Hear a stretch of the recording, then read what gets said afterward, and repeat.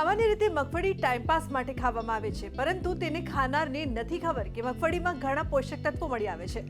સાથોસાથ તેમાં ઘણા વિટામિન જોવા મળે છે. આ સિવાય તેમાં એન્ટીઓક્સિડન્ટ્સના કારણે તે અસાધ્ય બીમારીઓને હરાવવામાં પણ અસરકારક છે. તમે વિચારી પણ ન શકો એટલા છે મગફળીના ફાયદા. ચાલો જાણીએ. મગફળીમાં calcium, protein, carbohydrate, phosphorus, manganese, magnesium અને વિટામિન બી વિપુલ પ્રમાણમાં જોવા મળે છે, જેના કારણે તે ઘણી બીમારીઓથી બચવામાં મદદ કરે છે. મગફળીમાં મોનો અનસેચ્યુરેટેડ ફેટી એસિડ જોવા મળે છે, જે શરીરમાં ખરાબ કોલેસ્ટ્રોલ ઘટાડી સારા કોલેસ્ટ્રોલ વધારવાનું કામ કરે છે. મગફળીમાં હાજર ફાઇબર અને પ્રોટીન વજન ઘટાડવામાં મદદ કરે છે. મગફળીમાં જોવા મળતા ફાઇબર શરીરને ડિટોક્સ કરે છે, જેના કારણે તે ત્વચા સંબંધિત સમસ્યાઓને દૂર કરવામાં મદદ કરે છે. મગફળીમાં સારી માત્રામાં એન્ટીઓક્સિડન્ટ જોવા મળે છે. આ કારણે તે ફેફસાના કેન્સર સામે લડવામાં મદદરૂપ છે. એટલું જ નહીં, તેમાં રહેલા કેલ્શિયમ અને પ્રોટીનના કારણે કુપોષણને પણ દૂર કરે છે. મગફળીનું નિયમિત સેવન કરવાથી બ્લડ પ્રેશર અને ડાયાબિટીસ જેવી બીમારીઓ પણ મટી જાય છે. રોજ એક મુઠ્ઠી મગફળીનું સેવન કરી શકાય છે. મગફળીને કાચી, પલાળેલી, ફણગારેલી, શેકી, મીઠું ચડાવી, ગોળની ચીક્કી, લાડુ અથવા તો મગફળીમાં બનાવીને ખાઈ શકાય. મગફળી ખૂબ જ પૌષ્ટિક છે. ગરીબોની બદામ. આ ગરીબોની બદામમાં ઘણા બધા એવા મિનરલ્સ અને વિટામિન્સ આવેલા છે જે ખૂબ જ ઉપયોગી છે. આપણા રોજિંદા આહારમાં જો મગફળીનો ઉપયોગ કરવામાં આવે તો ઘણા બધા ફાયદા થઈ શકે. મગફળીમાં manganese, magnesium, protein, vitamin, fibres અને પ્રોટીનની ખૂબ જ પ્રચુર માત્રા હોવાથી ઘણી બધી રીતે આપણને મદદરૂપ થઈ શકે એમ છે. ડાયાબિટીસ અને લંગ્સ કેન્સરમાં જો એને રાત્રે પલાળી અને સવારે ખાવામાં આવે છે તો ખૂબ ફાયદો કરે છે.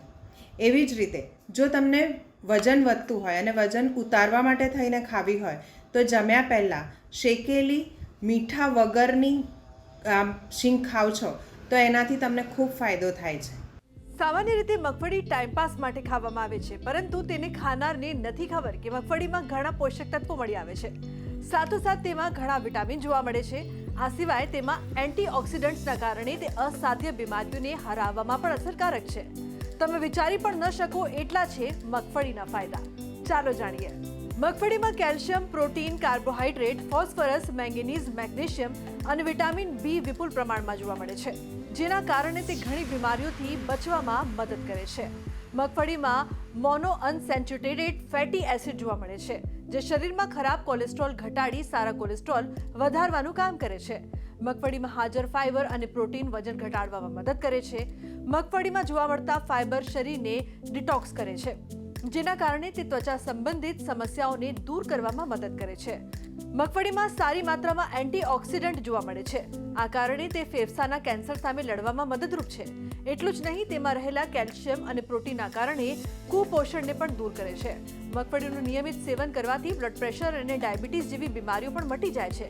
રોજ એક મુઠ્ઠી મગફળીનું સેવન કરી શકાય છે.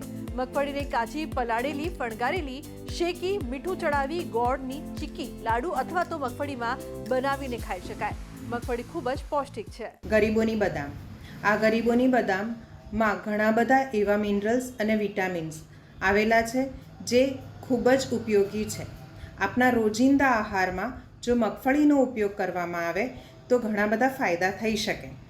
મગફળીમાં manganese, magnesium, protein, vitamin, fibres અને પ્રોટીનની ખૂબ જ પ્રચુર માત્રા હોવાથી ઘણી બધી રીતે આપણને મદદરૂપ થઈ શકે એમ છે.